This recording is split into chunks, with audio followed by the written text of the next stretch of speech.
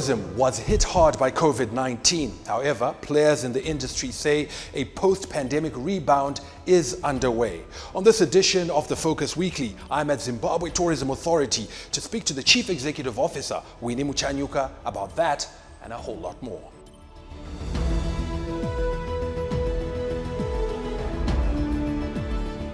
Winnie, thank you so much for joining us on the Focus Weekly. Great to have you on the show. No, thanks for having me.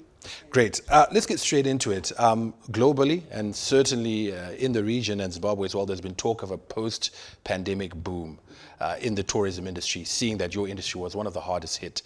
Is that materializing? It is materializing in very big ways.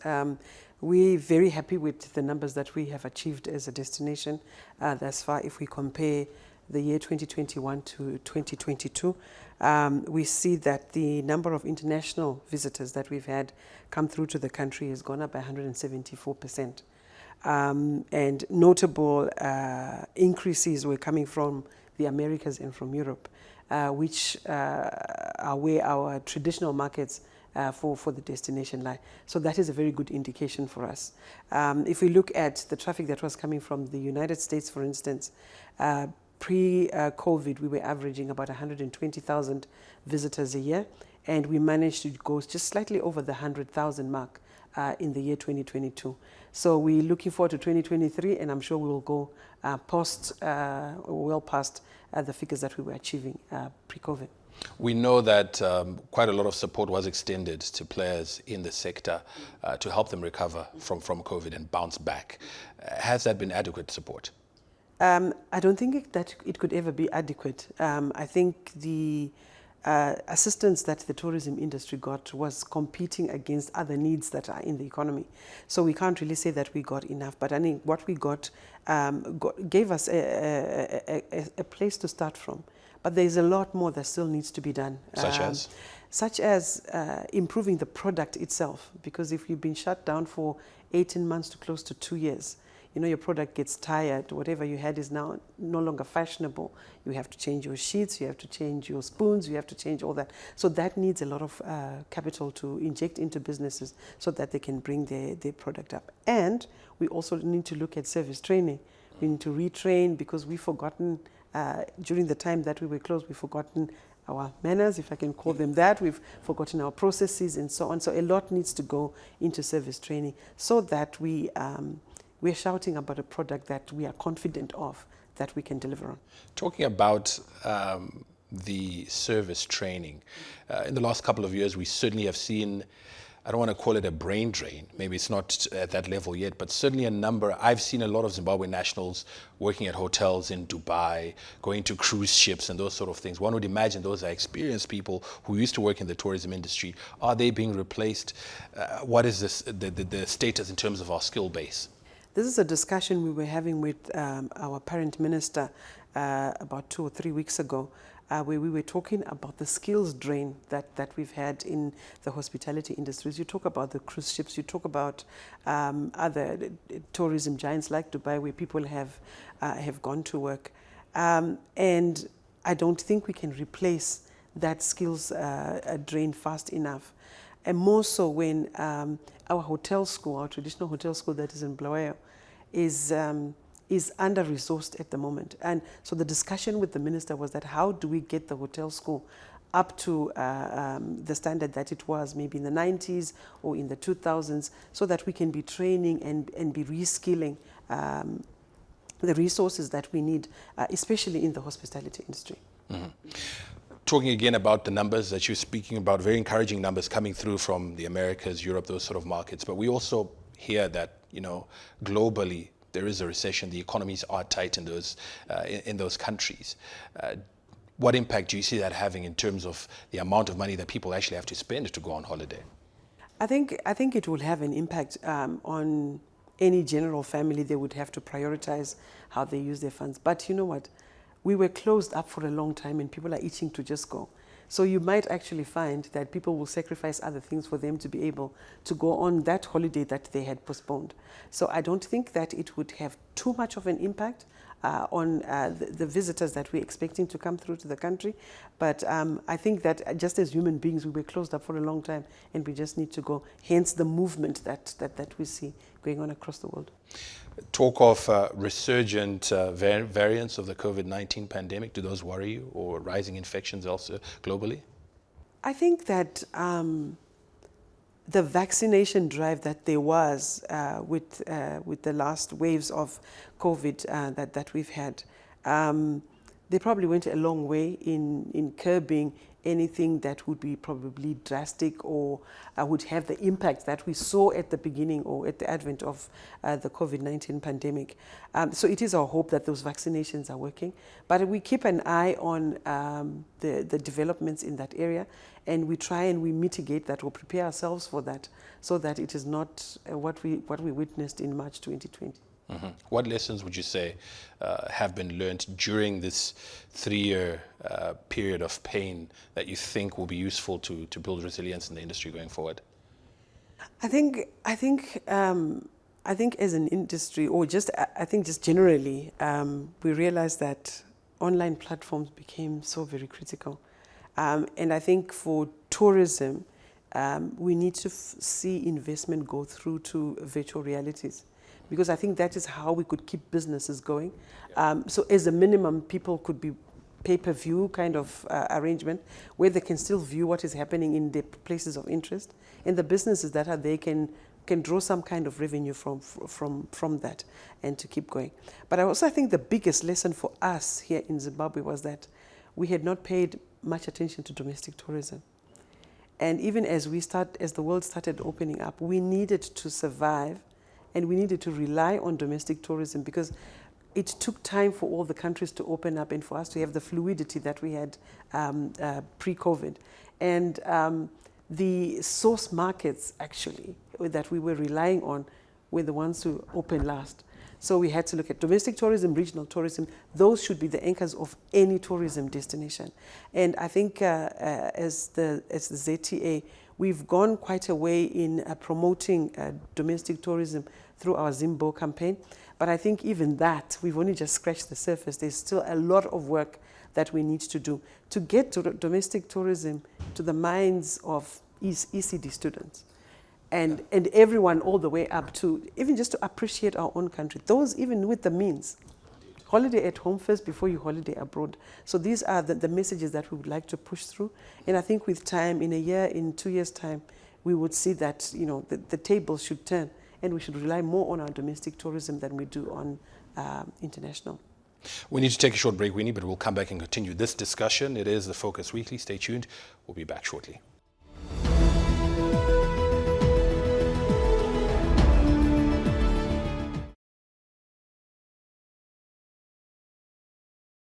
Welcome back. We continue our discussion on the Focus Weekly. We are talking to Winnie Muchanyuka. She's the Chief Executive Officer of the Zimbabwe Tourism Authority. Before we went to break, you were talking about domestic tourism, scratching the surface.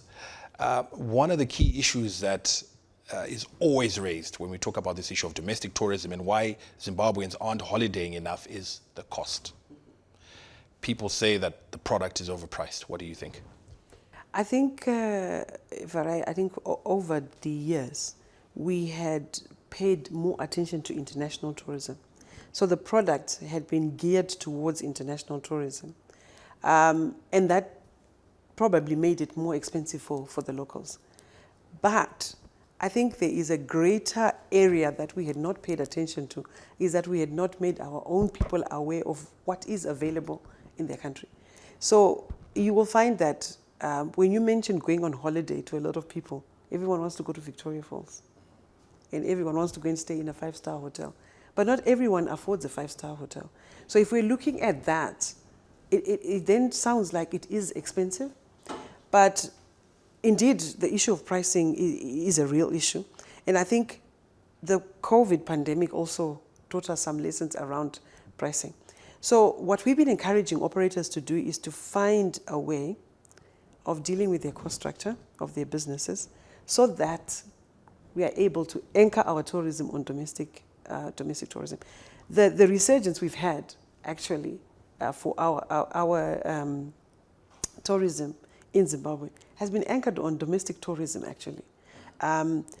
Business tourism, actually, has anchored tourism in Zimbabwe post-COVID. And we see that more and more people began to advertise to locals. There were camps that general public didn't know existed that are in the Hwange National Park, that are in Chiredzi, that are in Gonarejo, and all these places. And we've seen beautiful properties now become available to locals. And the pricing has been adjusted. It has not come to the levels we would like it to be, but we need to keep looking at our cost structure because the costs drive pricing. And tourism sits at the bottom of the value chain. You are adding millions of things before you come to the actual pricing. And the profitability for the operators, we mustn't forget about that. As much as we want to enjoy our holidays and have an affordable holiday, we mustn't forget that the operator still needs to make a profit. So because it is a compound of services, it's a compound of products and all that, it might become difficult for the operator to then say, okay, so my cost is $100. I still need to make $20, $50 on top of that. But I think it is work in progress. I think we will get there. I think coming out of COVID, that lesson was learned, and our operators are very much aware that we cannot afford to forget about the domestic tourist and concentrate on the international tourist. We will find a balance between the forex that we need to earn out of tourism and also for our locals to enjoy what is available in our country. The ZTA will go on a drive to create content that allows people to see what is available in the country and what it costs. I promise you, Farai, there is everything for everyone that they can visit someplace.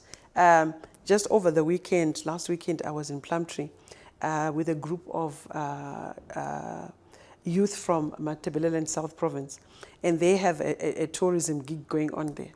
And I was saying to them, you know, tourism is not about going to Victoria Falls or going to Kariba. It's about visiting each other within that same province, which spans from Beitbridge to Plumtree. I said, let's start there. Let's start by visiting Beitbridge, and those from Beitbridge visiting Plumtree. Because when you visit, it was my first time in Plumtree. I began to go around to see what is available. Are there places to say, what do the people do there for entertainment and things like that? And that is how we develop tourism sites, tourism spots around the country. We start by visiting each other and finding what we can do there. Yes, in the greater scheme of things, there's issues of accessibility, there's issues of services and all that. But we will get there if we start from the grassroots. Victoria Falls is wonderful. I mean, it's one of the 7 wonders of the world. It's on the bucket list of everyone in the world, including locals.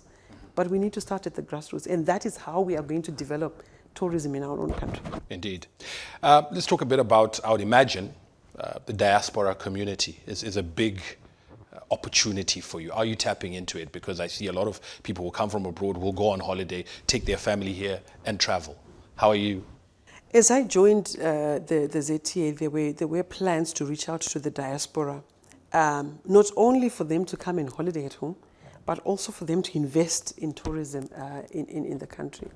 I was fortunate to travel to the US towards the end of last year, and we went to three states where we met with Zimbabweans that are living there. And it's amazing how interested they are in developing sites that are around Kumushawawa. So there were guys from Wedza that were going on about Makurumure Falls and what they can do there. And it's such a beautiful place, but it's not publicized. Yeah. No one knows about it. But it would be a great place to develop, and people can go for the weekend.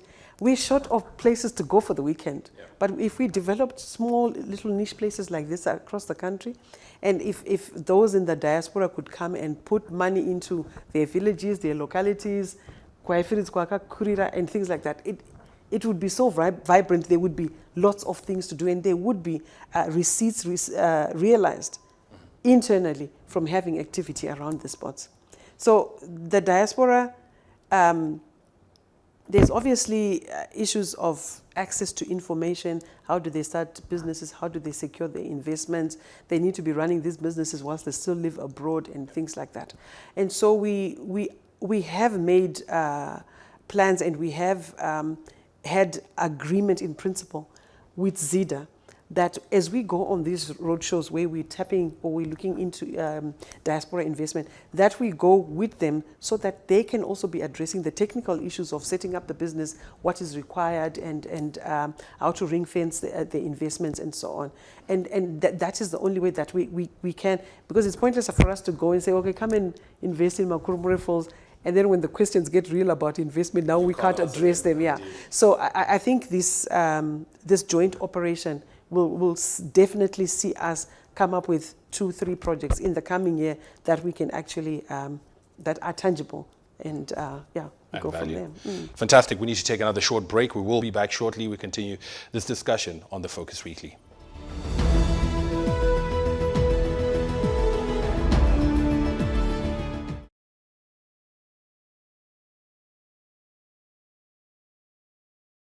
Welcome back. I continue my discussion on the tourism industry with the Chief Executive Officer of the Zimbabwe Tourism Authority, Winnie Muchanyuka. Earlier, you spoke about the need to pump investment into the product because the product may become tired, outdated, needs upgrading. One of the things that I certainly know is that we have a deficit of hotel rooms, of hotel infrastructure in this country. In fact, a statistic I came across was that, apparently Zimbabwe accounts for just 3% of the SADC regional hotel supply, way down the ladder. And we have these ambitions, obviously, to grow the tourism industry. How do we address that shortfall? I think we need to find money locally to put up the infrastructure. There is interest from international investors in the hotel space. International chains want to come to Zimbabwe. We came out of a conference a hotel investment conference in Morocco last year, November. And by the end of the 2 days, I was exhausted from the inquiries and the interest that there are in the country. But these investors are not going to come and put up brick and mortar. We need to have the infrastructure in place, and then they can come and bring in the brands and help us to run the hotels. So we're looking at local investors to be able to put up the infrastructure. We've been reaching out to pension funds and other financiers that are in the market to put up some hotel infrastructure. And I think in the last year or so, we've seen hotels like the Palm River come up, that Old Mutual was a part of. We also see there's a new property that's going to go up by Cresta Hospitality. So I think slowly we're getting there, but I think we sit in a situation where we're economically challenged. It's not a secret, but I think we have to find those funds and put in infrastructure. I think what is also missing from as far as tourism infrastructure is concerned is a convention center. And we are losing big time in this space, because the minute we have a conference or a meeting that has over 500 delegates, we begin to struggle because we do not have a room that has a capacity to hold more than 500 people. And there is particular interest in hosting meetings and events in Victoria Falls that would we have such a facility in place, I promise you would have something going on weekly, because the interest is there. With the Victoria Falls as the attraction. You do your business and then you enjoy the falls. So that is what we find missing. But there's smaller properties that are going up, a lot of boutique hotels, guest houses that individuals or smaller consortiums can come together and put together. But we have to continue on this drive. And even as smaller properties are coming up, at the ZTA, we're also trying to make sure that they make the standard and the grades that are expected by international visitors, local visitors, and that they live up to the standard that we would like the destination to be. So the room stock is always going to be a challenge for us in the mid to long term. But we continue to find that money, to find that investment, or to pull people together that are looking at investing in tourism. So if you have 3-4 investors that could probably put their money together and come up with a 100-bed hotel, well and good. Talking about grading, very interesting point you raised there. Are we Are our facilities up to standard? And so I'm talking about star ratings here. When we say 5-star hotel, is it indeed a 5-star hotel in Zimbabwe by those standards? It is. It is. By the standards that we have, it is. Okay, global standards. By the standards that we have, it is. I'd put you on the spot there, but let me come to this point, and I think given your background, this will also be of great interest to you. How much of a handicap is it for Zimbabwe's tourism to not have its national flag carrier flying to the destinations that they ought to be? I think a national carrier is critical for tourism because, any business is about profitability. So if we are reliant on foreign carriers to be able to bring visitors to our country, if at any minute it becomes unprofitable for them, they'll pull out. But if we have a national carrier, the national carrier can be capacitated, whether it's by government or by private sector, to continue with certain routes so that we have the inflows of tourists would like to see. But also, I think a national carrier would make domestic tourism fluid if it connects all the dots and all the nodes that we need to go to within the country. I remember back in the 90s when Air Zimbabwe was connecting Gweru, Chiredzi, Buffalo Range, and all these places. It was very easy for people to come into the country, go to all these, because you don't want to be wasting your time on the road driving when you could get to a resort within an hour and get on and do the activities that you need to do there. So it is critical to have a national carrier that can be capacitated to drive the agenda of national tourism. Because like I said, it's a business for profit, and if a foreign entity decides that flying to Harare or flying to Victoria Falls is no longer profitable, they'll pull out, and already then you have a gap. And I think also having a national carrier, you can connect nodes directly. So if we need to connect with the UK, we can do so directly, rather than use foreign entities that will go via their base for you to get to your source markets, if I can say. Yeah. Very lastly, as we head towards wrapping up, you seem very upbeat and clearly, very confident about the future. But I think it's also good to look at what could be, and I'm sure you've done this in your strategic thinking, what could be some of the challenges, what could be some of the threats, and how you're going to get around those. I think our greatest challenge is always going to be that of capital for domestic infrastructure, for tourism infrastructure. And I think over and above that as well, we have enablers that we also need to come on board.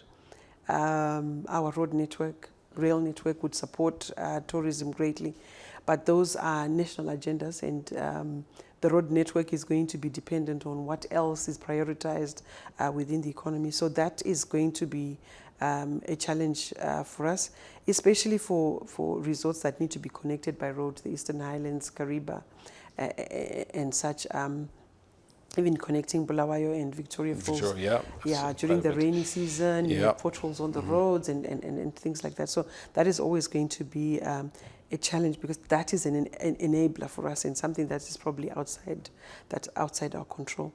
But capital injection for the operators themselves, money is not available in a bottomless pit. We have a wish list. They need to upgrade facilities. We need to have more investment in activities, actually, so that people are staying longer. They come to Victoria Falls, then what do they do? They come to Victoria Falls, then what do they do? They go to Kariba, what do they do? Because we need to have justification for them to spend their money and for them to stay longer. So investment in activities, investment in things to do, culinary, investment in gastronomy. What varied cuisine do we have? Indeed. Right? Do we have Indian? Do we have Korean? Do we have all these diverse cuisine from across the world. It would be great to have all these different restaurants dotted around our, So that investment, so I think money is always going to be a challenge to invest, to upgrade products, to train, to retain the skills. So that is always going to be a challenge. And I think also we cannot ignore competition. We have competition coming from South Africa or other SADC states. Meetings, incentives, conferencing business, that has become the backbone of tourism. So you find tourism destinations are basing their tourism on business tourism. So you'll find that you now have competition against Botswana, against Malawi, and so on, where they have conferencing facilities or convention centers that, as I mentioned earlier, can host these big meetings. So we cannot ignore the competition, and we have to move towards, I think at the moment, capture every 200 to 500 seater kind of event, make sure that it has come to the country so that we are busy constantly, and the facilities that we have are being used to capacity. But really, the investment into a convention center in Zimbabwe or in Victoria Falls is going to be a game changer for tourism here. Indeed. We must end the discussion here, but only because we're out of time. I want to thank you so much, Winnie, for being on the program. No, thank you for having me. And for sharing those insights. That does it for this edition of the Focus Weekly. My name is Farai Mwakutuya. Be sure to join me again next time for another edition of the program.